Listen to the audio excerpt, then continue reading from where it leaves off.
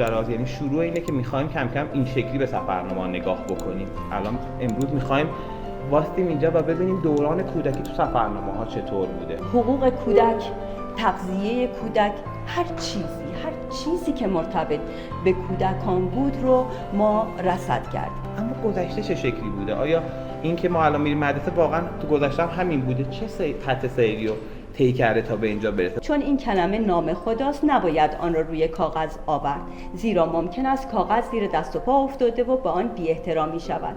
روز بعد اسطولاب ستاره شناسی خود را که حدود 8 اینچ قطر آن بود برداشته و با خود به آن مدرسه برده و در یکی دیگر از کلاس‌های درس رفتم و شروع می‌کردن لالایی‌های زیبای ایرانی رو خوندن، لالایی‌هایی که متن‌هاش توصیف زیبایی‌های لا لا لا لا گل پالو لبای سرخ تن بالو